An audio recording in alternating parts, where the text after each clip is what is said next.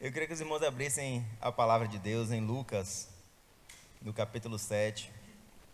Eu vou ler só os versículos 41 e 42. É uma parábola pequenininha que Jesus conta.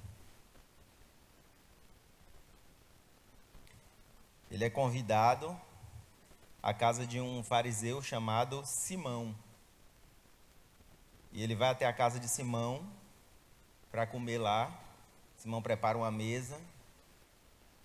Lucas 7, 41 e 42. E Jesus se senta na mesa e eles estão banqueteando. E eu acredito que Simão era um homem rico, era um fariseu. Então entra uma pecadora na casa de Simão, porque ela sabia que Jesus estaria ali. Ela entra na casa de Simão e ela começa a chorar sobre os pés de Jesus. E molha os pés de Jesus com as lágrimas dela e começa a enxugar com o cabelo. Então os fariseus começam a resmungar ali, né? Fala, será que ele não sabe que ela é uma pecadora? Mesmo ele dizendo-se mestre, profeta. E Jesus, conhecendo o sentimento deles, ele propõe uma pequena parábola. No capítulo 7, versículo 41, diz assim: certo credor tinha 2 devedores. Um lhe devia 500 dinheiros e outro 50. E não tendo eles com quem pagar, perdoou a ambos. Dize, pois, qual deles o amará mais? Jesus faz uma charadinha, né? Ele fala assim, qual deles o amará mais? E o Simão, ele vai responder, olha, eu suponho que seja o que mais foi perdoado. Eu suponho que seja o que mais foi perdoado. Eu acho muito interessante a charada de Jesus, porque ele vai num sentido ali, de repente ele vai para outro lado. Primeiro ele está falando de negócios. Ele está falando de negócios, são dívidas. Não se trata aqui de uma coisa sentimental, se trata de uma dívida que foi gerada. E o pessoal ainda fala assim, amigos, negócios à parte. Então havia negócios ali envolvidos. E um devia 50 e o outro devia 500. Eu não sei como eles fizeram a dívida, nem se os dinheiros que Jesus estava falando aqui eram dinheiros no sentido da moeda corrente local, dinário, ou se era uma quantia em valor não definida, apenas para dizer que um devia 10 vezes mais do que o outro. E quando o credor perdoa os 2, a pergunta que Jesus faz foge do contexto de trabalho, de finanças, dessa parte lógica. Ele vai para a parte sentimental do negócio. Ele agora vai falar de pessoas, de seres humanos, de coração, de emoção. E ele fala assim, ó, qual deles o amará mais? Depois eu vou até entrar na resposta de Simão, eu discordo de alguns pontos dele, mas a pergunta de Jesus quebra as expectativas do que se estava falando na mesa. Porque as pessoas, quando viram aquela mulher, eles falaram pecadora, referindo-se a dívidas que ela tinha, provavelmente com a sociedade e com Deus também. E ele fala das dívidas. E ele diz, olha, essa mulher tem muitas dívidas. E Jesus fala, pois bem, se alguém tem muitas dívidas e o outro tem poucas dívidas, e eu perdoar os 2, qual vai me amar mais? Então, enquanto ele está focado e preso na ideia das dívidas que a pessoa tem, Jesus está se preocupado e falando do amor que vai ser devolvido a ele após o perdão. Porque o ponto interessante do texto é quando ele fala, um tem 500 e outro tem 50, mas nenhum dos 2 tem como pagar o que deve. E a verdade é que ninguém tem como pagar o que deve. E ele gera o amor através da gratidão. E é isso que eu quero falar hoje aqui. A última vez que eu preguei aqui, eu falei sobre reclamação. E no anterior sobre paciência. Hoje eu quero falar sobre gratidão. O amor, segundo Jesus, nessa parábola, é gerado pela gratidão ao perdão. Houve o perdão e o perdão gerou uma gratidão. A gratidão vai gerar o amor. Ele pergunta: qual amará mais? Qual o propósito de Jesus ter dado o perdão? A gente entende que para que se haver salvação, o perdão é necessário.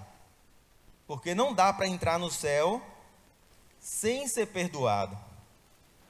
Eu preguei sobre os 10 leprosos há uns 2 anos atrás, mais ou menos. Eu vou voltar um pouquinho no texto daqui a pouco. Mas esse texto sempre fica na minha cabeça, porque algumas coisas não fazem sentido para mim, por ser humano. Claro que Deus tem um sentido para essas coisas, mas nós refletindo sobre isso, chega a ser engraçado, porque dá um nó na cabeça da gente. O propósito do perdão, a princípio, deveria ser para que possamos entrar nos céus. Então eu vou propor a vocês 2 paradoxos, e vocês vão tentar responder. O primeiro é o limpo sem amor. O paradoxo é o seguinte: imagine que alguém se arrepende dos seus pecados e os deixa. Essa pessoa é perdoada ou não é? É perdoada. Agora imagine que essa pessoa não ama a Deus. Ela se arrependeu do que fez. Ela falou: eu não devia ter feito isso. E ela não fez mais. Então ela está perdoada. Mas ela não ama a Deus. Será que ela entra no céu? Jesus disse para algumas pessoas: seus pecados estão perdoados. Mas se essa pessoa que ouviu seus pecados estão perdoados não ama a Deus, ela entra no céu ou não entra no céu? Alguns estão dizendo que não entra no céu. Então ela vai ser jogada no inferno sem pecado? Condenaria alguém a Deus a quem perdoou os pecados? E aliviaria do céu Deus alguém que não ama?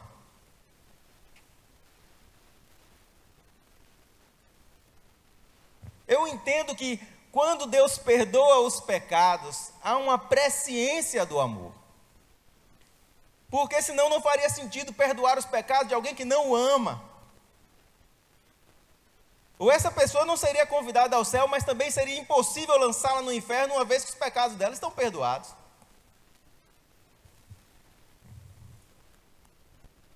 O segundo paradoxo que eu quero propor é os poucos pecados do que ama, porque muito lhe foi perdoado. Eu vou repetir para não dar um nó na cabeça. São os poucos pecados do que ama, porque muito lhe foi perdoado. E eu entendo que alguém que peca pouco, ou tenta se desviar do pecado, deve ser porque ama a Deus, é ou não é? Deve ser porque ama a Deus, né? Porém, se ele ama a Deus, ele peca pouco. E se ele peca pouco, não tem muito que ser perdoado. Logo, de onde veio o amor? O ovo ou a galinha? Quem foi o primeiro? Porque se ele peca pouco porque ama muito, entende-se que muito ele foi perdoado. Mas como ele pode ter sido muito perdoado se ele peca pouco?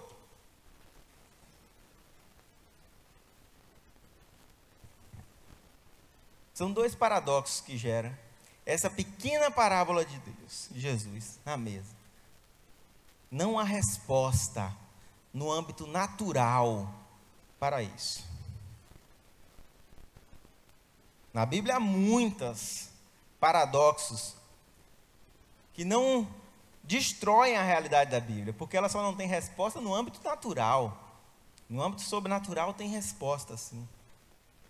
Primeiro paradoxo do limpo sem amor, a presciência de Deus explica. Olha, Deus perdoa aquele que vai amá-lo, porque Ele sabe que vai amá-lo. Deus não predestinou, entendeu, a pessoa a ser salvo ou não, mas Ele tem a presciência de quem será salvo ou não. E Ele escolheu os que são seus. A Bíblia diz que Ele escolhe os que são seus. Ora, se são seus, por que Ele está escolhendo? Porque Ele já sabe que são dele. Como um pai reconhece os seus filhos. É impossível um pai não reconhecer o seu filho. Reconhecendo, Ele escolhe. Então não faz sentido a Deus perdoar os pecados daquele que Ele não ama. Não que ele não ama, porque Deus amou a todos. E o seu Filho veio por todos. Mas os que receberam têm o poder de serem feitos filhos de Deus. Bom, e de onde eu tiro a ideia de que o amor é gerado pela gratidão? E como isso pode ser explicado? Como eu disse, eu discordo da resposta de Simão. E olha que Jesus, depois que Simão falou, ele falou assim, respondeu bem. Eu concordo que ele respondeu bem, mas discordo da resposta. Porque ele fala assim, suponho que seja o que mais foi perdoado. E naturalmente falando, eu concordo. Teoricamente, o que mais foi perdoado é o que mais ama. Não faz sentido? Se ele é perdoado mais, é porque ele ama mais. Porém, isso só faz sentido quando a gente tem um pensamento raso do negócio. Pensa aí comigo. Imagine um marido que trai a esposa. Você acha que quanto mais ela vai perdoar, mais ele vai amar ela? Não, já respondeu aí logo de cara. Não. Quando nós temos um pensamento mais analítico da situação, nós vemos que nem sempre quem é mais perdoado ama mais. Não é bem assim que acontece o negócio. Para fazer uma suposição ou para apostar na cega, até que Simão fez uma suposição boa. Eu já acho que não. Porém, isso não quebra a lei que o amor vem da gratidão. Porque olha o que João fala em 1 João, no capítulo 4, no versículo 19. Nós o amamos porque ele nos amou primeiro. Então, o entendimento do que gera o amor não é o entendimento do perdão, mas do amor que gerou esse perdão. Jesus não está desde o princípio falando de negócios, ele fala o tempo todo de amor. E trazer as coisas para o natural é o que confunde muita gente, confundia desde a época de Cristo. Eles achavam que Cristo vinha libertá-los, e Cristo veio libertá-los. Porém, ele queria que Cristo libertasse eles de Roma, mas Cristo queria libertar eles do pecado, do inferno. E o entendimento natural das coisas confunde os homens e atrasa a igreja a alcançar o ponto em que ela deve estar para receber mais bênçãos, para estar mais próximo de Deus, para ter mais intimidade. Porque o pensamento se trava no natural. E fala, olha, ele está falando de negócios. E é claro que quando se fala de negócios, quem foi mais perdoado vai gostar mais desse credor. Inclusive, quem foi mais perdoado é capaz de pedir um empréstimo logo depois do perdão, imagina. Fala, rapaz, eu estou te devendo 500 mil, eu não tenho como te pagar. Aí o cara fala para ele, não fique tranquilo, vou rasgar aqui o contrato, você não me deve mais nada. Não te devo mais nada não? Não. Tu tem como me emprestar mais uns 200 que eu estou precisando fazer outras coisas aqui. Mas quando você olha para a visão espiritual, desde o início, Jesus está falando de amor. Por que o credor perdoou aquele que o devia, sem que ele tivesse feito nada? Se ele é um negociante, se ele visa o lucro, não há sentido no perdão da dívida. Há sentido no parcelamento, há sentido no perdão talvez dos juros, de uma renegociação, pegar leve. Não vou jogar ele na prisão, senão ele não vai me pagar nunca. Vamos rever aqui o que é que você tem, como é que pode fazer. Mas Deus não faz essa barganha com a gente. Ele perdoa a dívida. Então não se trata de uma relação comercial, mas de algo familiar. Se trata de amor. Ele perdoou aquela mulher e estava disposto a perdoar Simão. Mas Simão se coloca no segundo paradoxo. Ele fala assim, olha, se eu tenho poucos pecados, eu não preciso ter muita gratidão. E já que eu não tenho muita gratidão, eu também não tenho muito amor. Porque eu sou justo. Lembra da parábola do republicano que estava orando junto do fariseu? Um fala, Senhor, eu tenho muitos pecados, me perdoa, tenha misericórdia de mim. E esse alcançou a salvação. O outro fala, olha, eu não sou como esse povo que fica pecando e que não sei o que lá, eu faço jejum, não sei o que lá, eu faço isso, eu faço aquilo. Esse não alcançou a salvação. Não foi justificado pela sua oração. Por quê? Porque no entendimento dele ele tinha poucos pecados, e no entendimento dele ele teria que ser grato pelo perdão, ou pela bênção, e isso é outro entendimento humano. Temos que ser gratos pelas bênçãos e pelo perdão. Não, nós somos gratos pelo amor. É daí que vem a nossa gratidão. Como eu disse, eu falei sobre os 10 leprosos. Os 10 leprosos vão, um retornou. Isso também dá um nó na minha cabeça, porque Jesus deu uma ordem clara para eles. Ele fala para os 10 leprosos: agora vão e se apresentem ao sacerdote. Quem mandou? Jesus. Foi Jesus que mandou. Então os 10 foram se apresentar. No meio do caminho, eles perceberam que já estavam curados. Qual é a coisa certa a se fazer nesse momento que se percebeu que estava curado? Continuar com a ordem de Jesus e ir lá se apresentar? Ou voltar para agradecer? Então, quando você volta para agradecer, está descumprindo a ordem de Jesus que mandou ir lá se apresentar. Aí o cara está num dilema. Eu obedeço a Cristo e vou lá me apresentar, ou eu volto aqui para agradecer? É engraçado, né? E eu ficava pensando assim, falei, mas eu vou falar a verdade. Eu até voltava depois para me agradecer, mas primeiro eu ia querer obedecer a ordem de Cristo, achando que eu estava sendo zeloso, obedecendo a ordem dele. A verdade é que era necessário que eles se apresentassem ao sacerdote, para que o sacerdote liberasse eles para novamente poder viver com as pessoas. Se eles não se apresentassem, mesmo eles estando curados, eles não poderiam voltar para a cidade, porque eles acabariam sendo apedrejados. Daqui que eles explicassem que não tinha mais lepra, que não sei o que, ninguém ia ter essa calma ou encostar lá para verificar. Só o sacerdote poderia fazer isso. Naturalmente, aquele homem vai ter que voltar e se apresentar ao sacerdote. Mas ele entende que a gratidão, o amor, supera até mesmo esse nível de religiosidade que é ir se apresentar ao sacerdote. Porque quando nós colocamos a religiosidade acima do amor, as coisas não saem como Jesus imaginou que sairiam, como ele nos ensinou que sairiam. Porque vem Moisés e nos traz 10 mandamentos. E olha, meus irmãos, você segue os 10 mandamentos, arrisca, e mesmo assim você pode ir para o inferno. Porque a lei é muito grande, muito complexa, parece até os livros jurídicos brasileiros, misericórdia. E vem Jesus e ele diz só 2 coisas.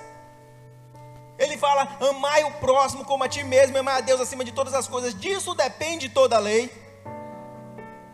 Porém, os 2 mandamentos que Jesus dá é muito mais difícil de se cumprir do que os 10 que Moisés deu. E se alguém consegue cumprir à risca os 2 mandamentos de Jesus, certamente será salvo. É só 2, é fácil de decorar. Porque Moisés era uma sombra do que era Deus. Você vive seu dia tentando imitar a Deus, você é uma sombra do que é Deus. As coisas que eu falo aqui, que eu reflito daquilo que Deus falou no meu coração, é só uma sombra do que é Deus. Mas Jesus era o próprio Deus, ele purinho. Ele veio nos ensinar como andar.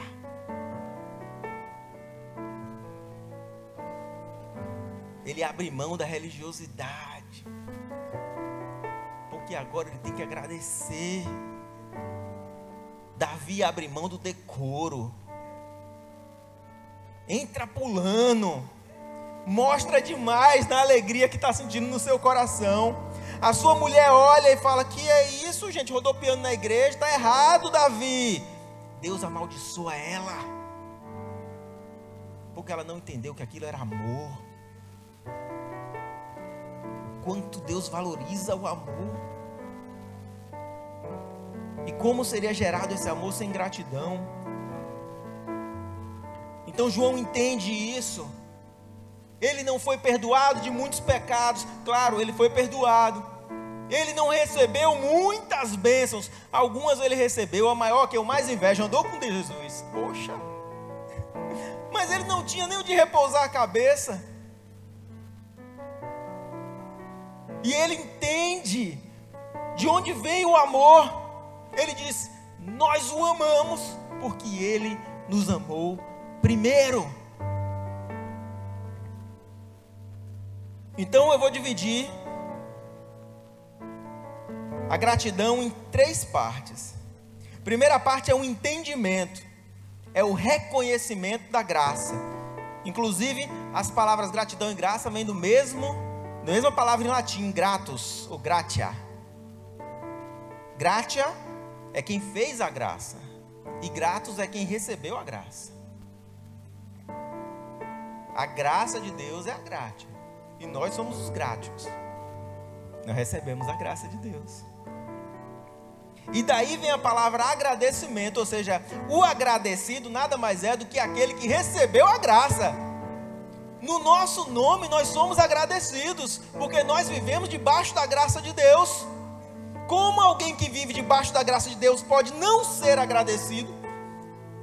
Se o nome agradecido significa exatamente que recebeu a graça, é impossível receber a graça e não ser agradecido. Não faz nenhuma lógica você ter recebido a graça e você não ser agradecido. Mas, meus irmãos, tem gente que anda na igreja e não é agradecido. Como pode? Então não recebeu a graça. Então você reconhece a graça. Fala: eu recebi mais do que eu podia pagar, porque isso é graça. Mais do que eu podia alcançar, mais do que cabia em minhas mãos, mais do que eu merecia, me foi dado. Ele veio e morreu por mim, e eu nada fiz para merecer essas coisas, muito pelo contrário, eu o devia, e não tinha como pagar. E esse entendimento traz a transformação da mente. Isso ainda está no natural. E eu pergunto, meus irmãos, para isso eu preciso de bênçãos ou de perdão para entender? Não. Eu não preciso de bênçãos e de perdão, porque eu já tenho a graça. O agradecido não é aquele que recebeu bênçãos. O agradecido não é aquele que recebeu perdão. Agradecido é aquele que recebeu a graça. Então eu não preciso de milagres para ser agradecido. Eu não preciso ter nada para ser agradecido. Eu não preciso nem ser perdoado para ser agradecido. Eu sou agradecido porque Ele me concedeu graça.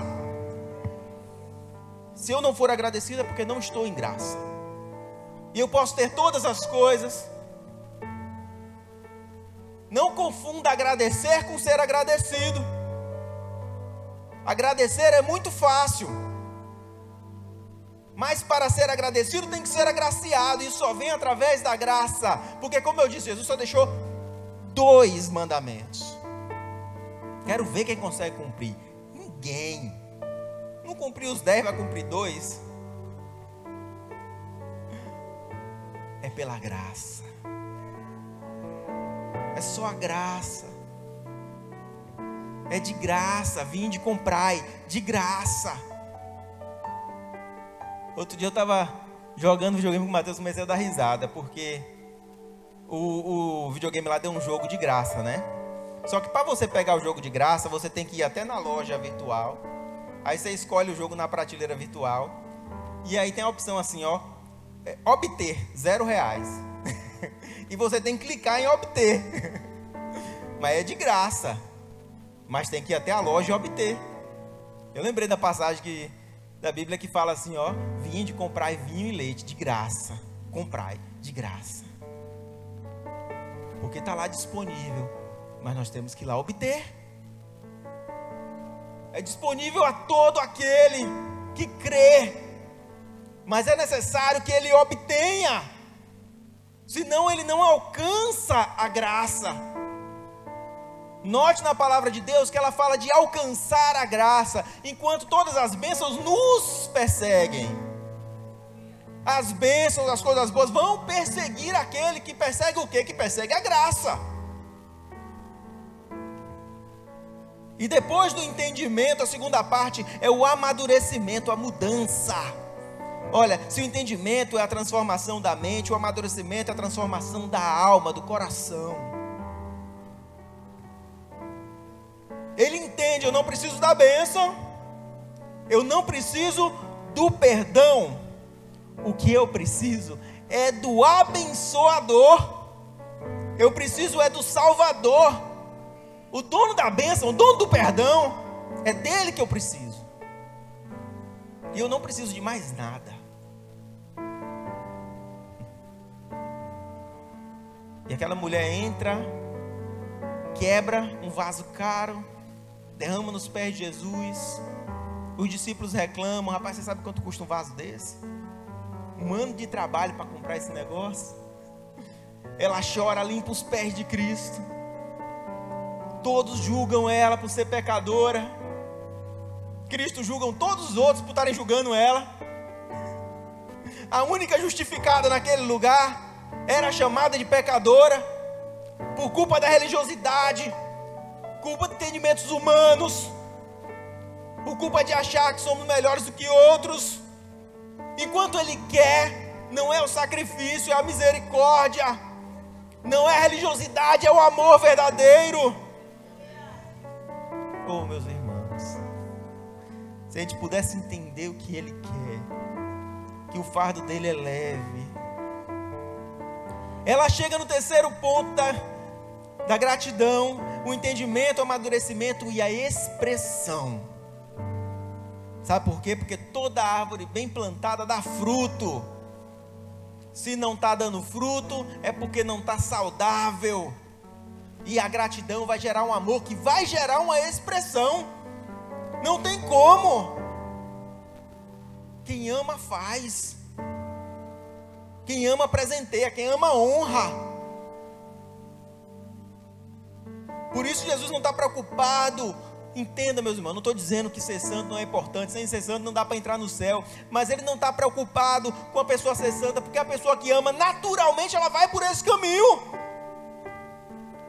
Então Ele vai mais profundo e busca o amor lá no íntimo do coração. Ou pode o limpo que não ama ir para o céu? De forma alguma. E um entendimento maior. Porque se Paulo também tem seus mandamentos, sabia? Moisés tem uns 10 dele, Jesus tem 2, Paulo tem 7. Lá em 1 Tessalonicenses, no capítulo 15, no capítulo 5, a partir do versículo 15, Paulo vai dar 7 mandamentos. Um deles é: em tudo dai graças. E esse daí ele ainda explica por quê, ó. Porque esta é a vontade de Deus em Cristo Jesus para convosco. Na verdade, se você for ler lá, são 7 mandamentos que ele dá, né? Ele é orai sempre, e tem outros lá, não vou lembrar dos 7 não. Mas você lê depois. Ele diz: em tudo dai graças. O que faz todo sentido.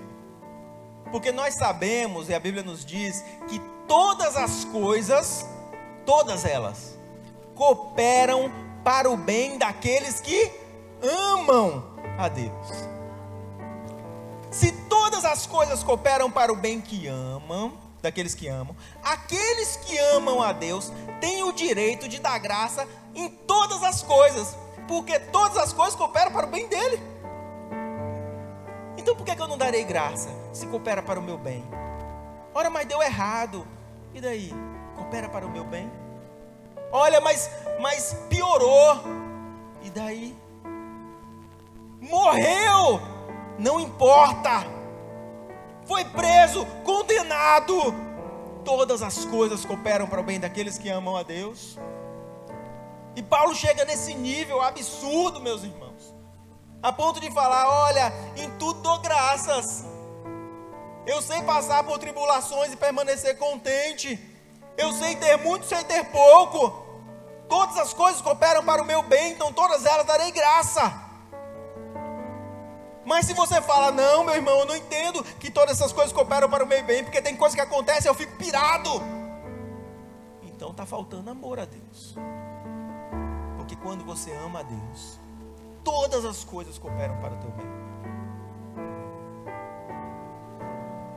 E tu tem motivo de dar graça para tudo, sem precisar de um perdão ou de uma bênção. só de saber que Ele derramou a graça infinita dele sobre nós, é motivo mais do que suficiente para dar graça. A gente dá um presente para o nosso filho, e a primeira coisa que a gente pergunta, parece uns bestas, né, Senhor? Quem foi que deu? É ou não é? Você dá um presente para a criança, você pergunta logo, quem foi que deu? É para você mesmo que deu, você está perguntando quem foi que deu, você não sabe quem deu? Mas a criança, ainda naquela inocência, ela fala, foi a mamãe, foi o papai. E a gente se enche de alegria em ver o reconhecimento daquilo que a gente deu. Aquela coisa tão pequena que custou tão pouco. Custou quanto do teu salário isso? Mas enche o coração do pequenino. Agora, se nós sabemos como o nosso filho deve agir para deixar a gente feliz, por que a gente também não age dessa forma para com Deus? Por que a gente não age dessa forma? É mais fácil ser pai ou ser filho? Olha, meus irmãos, eu já fui os dois. Eu vou garantir para você que é mais fácil ser filho. A irmã ali concorda comigo. Ontem estava no aniversário, agora está essa moda de aniversário. A pessoa ainda vira e fala assim, o resto os pais correm atrás. É isso aí, é brincadeira não. E se vira os pais. Mas Deus garante todas as coisas. Nós precisamos ser gratos. Gratos pelo que temos, gratos pelo que não temos, que às vezes é livramento de Deus. Gratos pelo que conseguimos, pelo que não conseguimos, porque talvez não eram para nós. Gratos por termos a liberdade de adorar, de louvar, enquanto os outros às vezes têm que arriscar a própria vida, e mesmo assim acham que vale a pena. Às vezes nós não arriscamos a praia de domingo, não vamos arriscar a praia não, para ir para a igreja adorá-lo. Vamos despertar a igreja, parar de pensar nas coisas naturais. Tudo que temos tem que estar à disposição do Pai. Senão, qual o sentido de termos? Olha, se os meus carros, minhas casas, meu dinheiro não estiver à disposição de Deus, não estou falando para você vender e dar tudo, eu estou falando para deixar à disposição de Deus. Qual o sentido de receber essas bênçãos? Eu pergunto para vocês, são para a tua glória ou para a glória de Deus? Ora, se são para a glória de Deus, amém, que bom que as tem, Deus multiplicará. Mas se são para a tua glória, eu te falo com todo amor, é melhor que seja arrancado de ti, porque pode te custar salvação. Então, se não está à disposição de Deus, é pedra de tropeço na tua vida. Tu tem duas coisas que tu pode fazer com isso: ou tu deixa à disposição de Deus o que tu tem, ou tu joga fora, se livra, porque é pedra de tropeço. E é melhor que perca tudo, até um olho, até uma perna, como fala a Bíblia, e seja salvo, do que encha celeiros e hoje mesmo peça a tua alma. Vamos ser gratos em todas as coisas. Amém?